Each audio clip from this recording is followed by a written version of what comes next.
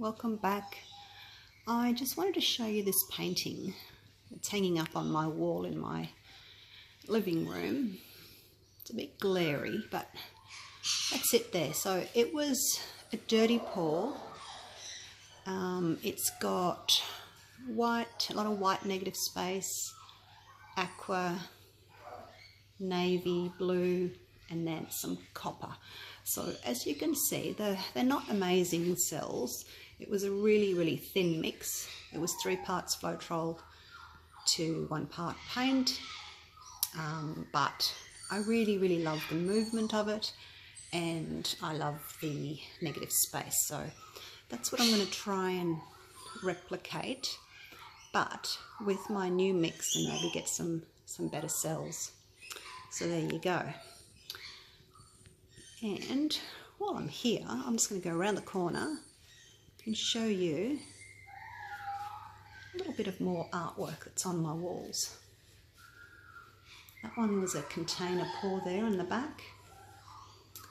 And over here in the office, we've got these two. The first one up the top there is, that's my patchwork pour. It's a lot of swipes. And then down there is the 5 ring pours that you stretch out to make it look as if it's like timber. And then over on the opposite wall, oh, it's a little bit dark. Oh, that's better. That's my metallic swipe. Again, cells aren't wonderful. I did it a couple of years ago before I really knew what I was doing with metallics. You can see the metallics are really stretched out. The cells aren't good, but I love it. And I've put a coat of gloss varnish on it so it's shiny. So there you go. G'day guys, welcome back. I want to try another negative space pour. A dirty pour, a ribbon pour, or actually no, I think I'm going to do a flip cup. Not sure yet. I'm going to use white and peacock, which is a pale aqua, and my navy blue called Deep Space, and then copper. So I have got, this is just a little practice pour. I'm wanting to do a bigger one for my wall. I did one a couple of years ago, maybe 18 months ago. I think I've told you about that one. But I'm going to try my new mix. I have thinned it down just a touch. I've got 60% glue and 40% water in this pour. When I do my usual pours with my 70-30, I have to add a lot of water to most of the colours. Most of the colours seem to be quite thick. So I'm just going to try and add a little bit more water now and then not add any afterwards. This aqua, I did have to add a little bit of extra paint to it. It's made with turquoise, and the turquoise paint's really thin. So what I'm going to do is I'm going to use the treadmill silicone, and I'm going to put, I think I'll put 4 drops in the navy, 4 drops in the copper, and then 3 in the turquoise. I haven't got as much paint in the turquoise, so that's that there. Give it a good stir. Still leaving a mound on a mound, but I'm just not having to add any extra paint, because normally when I do my navy, I add 10 grams less navy than I do to the pouring medium. This copper, metallic copper, I have added a little bit of extra paint to that one too, because metallics have to be thicker. This still feels quite thin, this.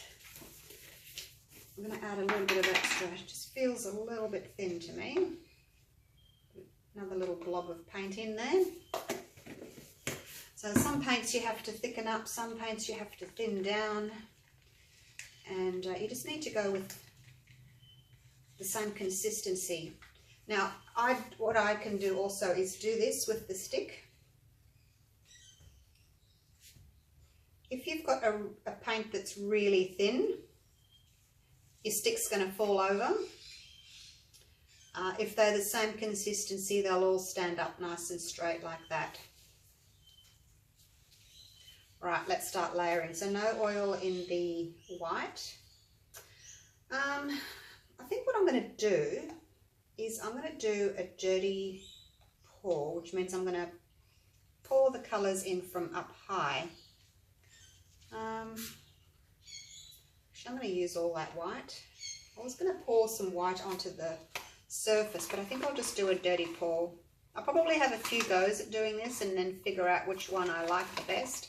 So a dirty pour, and then maybe a layered flip cup, and just see which one I prefer.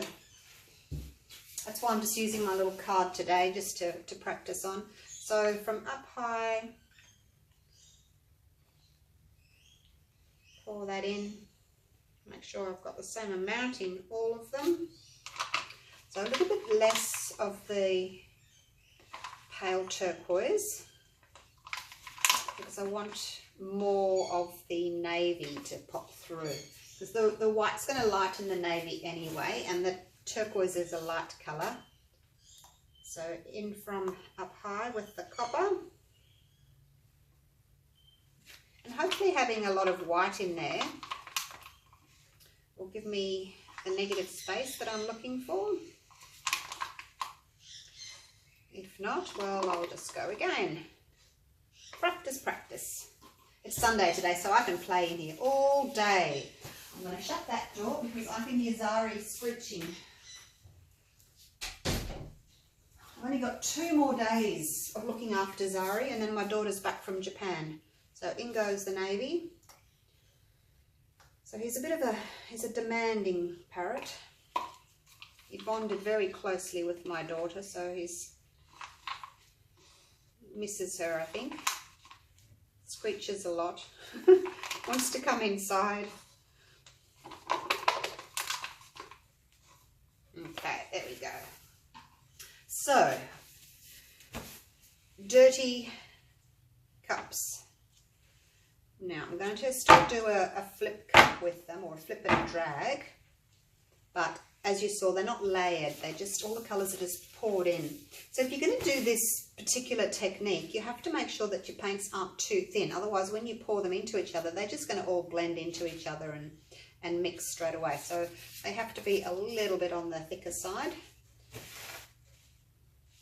And paints have released already. Oh, this is exciting. I'm not sure what's going to happen. I probably won't have the definite negative space that I had in my previous one. But as I said, I can play around with it and maybe add some more white in between on a different pour. But let's just pull these down and see what we get.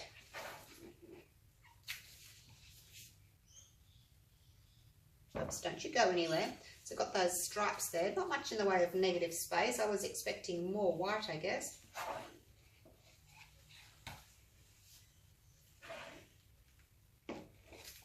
And hopefully the copper will show through. I'll just put some of this back because I've got a lot of it in here.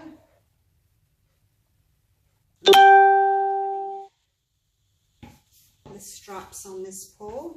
That'll do. Sorry, I forgot to turn my notifications off when I set up my phone this morning for the pour. Right. Lots of bubbles. I'm not going to torch straight away. Let's just tilt a little bit first.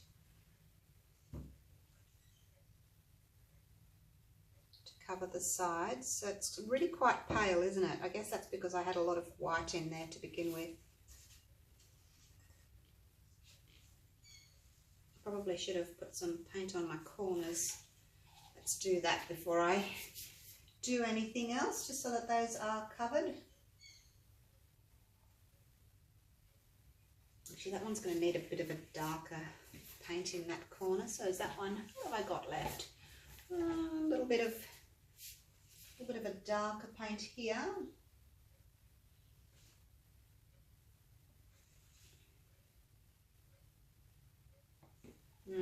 That's all my white.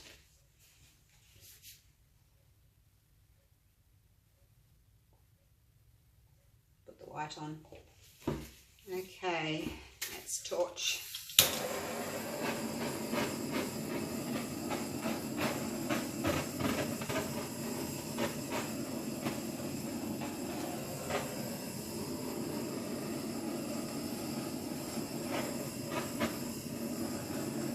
So straight away I can see a difference in having my mix just a little bit thinner, 60-40 instead of 70-30. Because when I flipped my cups over, I had cells pop up straight away. And also when you've got slightly more water in your mix, it's quite frothy and bubbly, so you kind of need to let those paints sit to get rid of those air bubbles. So I think if I use this again, I'm going to have to really let it sit and get the bubbles to dissipate.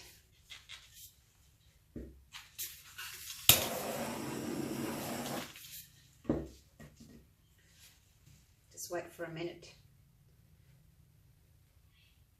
I like this one. This is more dark. It's got a lot of navy in it, which is what I was after. These two more turquoise, which is strange because I put less turquoise in. I guess I need to cut it right back. Or I was trying to get that bubble there and then I got too close because I was trying to pop that bubble. Okay, let's just tilt and cover the corners.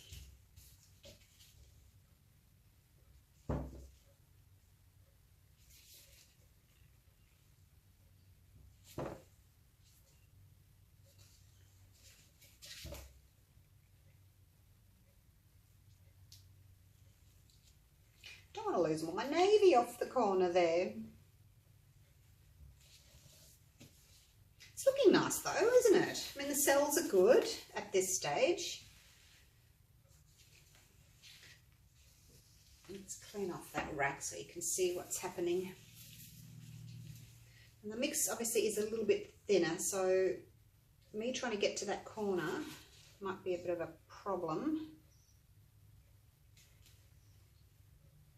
There's always pluses and minuses when you, oh, put my thumb in it. Oh, silly woman, now I'm going to have to tilt that corner off. Okay, and back. Well, it's not the negative space that I was after, that's for sure. But the cells that I've got from doing the dirty pour, as in pouring all the paint into the cup, are really pretty because they've mixed, you know, the paint's mixed in the cup, so I'm getting lovely multicolored cells. So maybe if I do that and then pour on my ribbons of white, that'll give me my definite white stripes like this, which I want. But these cells are amazing from the dirty pour mixture. Try not to break that cell up.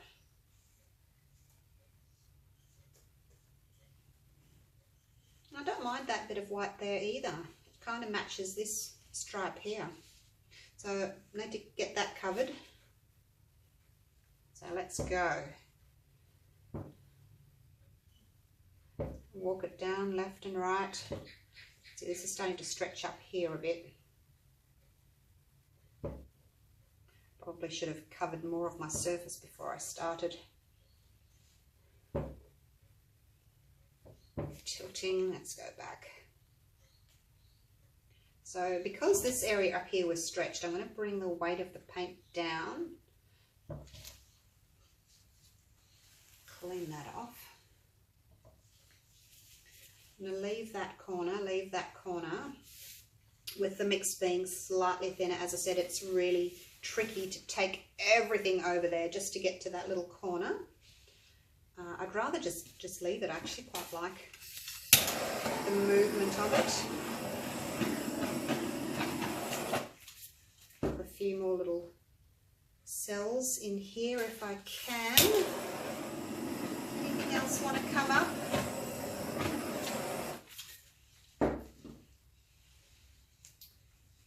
Once your silicone oil has come to the surface, now once you've tilted and it's come to the surface and your paint mixture is a little bit thin, if you torch you may not get anything else because the silicone oil is already at the surface, so you may not get anything else come up.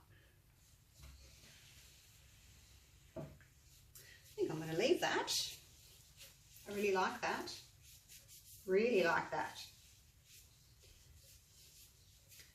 Beautiful. So for next time, I will do the dirty pour again so that I get this mixture of cells, of different coloured cells. I will make up some extra white paint to pour in between my cups because I want the definite blocks of white as a negative space. But yeah, I really like that. See if I can open this up a little bit and go that way, just a touch.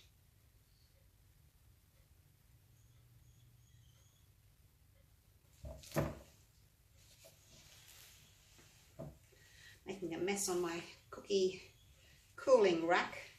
When I'm done, I have to pick it up and take it into the other room and then hose it under the sink. I've got one of those attachments on the, on the tap that you can pull off and then you can hose, because I use it to wash my dogs. But it's great for washing these as well, because you have to wash it, otherwise the paint just sticks on there. And then it dries. A little bit of paint still running off that corner, or that side. I should bring the weight of the paint back again. Always try and bring the weight of the paint back to the middle. Don't leave it sort of at one side. So what do you think? Love, love, love it. Wow. So at the moment the copper kind of looks brown, doesn't it?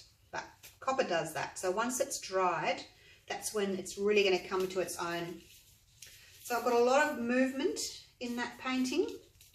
You can't look at it and say, oh yeah, that was definitely 3 cups. I mean, I know because there's 1, 2, 3, but it's got lines, here, here, here. It's got lots. It's got 1, 2, 3, 4, 5, 6, 7, 8, maybe 8 like different colors of stripes, I guess you could say. So yeah, really like that. Take you in for a close-up. What a pity this wasn't on a huge canvas, hey? But that's what I'm aiming for. I'm going to plan on doing a big canvas. The big ones are so hard though. You think you can do it just because you can do a little canvas like this. You think, oh yeah, I can do a big one, but it's not that easy. Believe me, I've tried. Okay, let's have a look. Look at these pretty cells. Lovely background. Look at that cell. It's got a white ring, then it's got some copper, and then it's got, well, it's a mixture of copper and navy in the middle. And then over here, we've got the turquoise around the navy.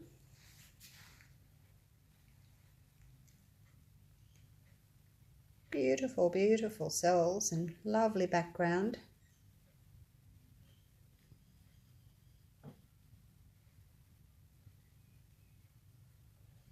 These navy cells have got copper around them. You just have to be really careful that you don't overstretch your cells. Move it once. Try not to go back and move it again. Do one side of your canvas. Do what you want to on that side, come back, because you're really not going to be able to get there again. Just be careful not to overstretch everything. There we go. Hope you enjoyed that, and I'll do another little one like this with the white sort of ribbons in between my flip cups and see how that goes, and then I'll go for the big one. All right, see you for the next one. Bye for now.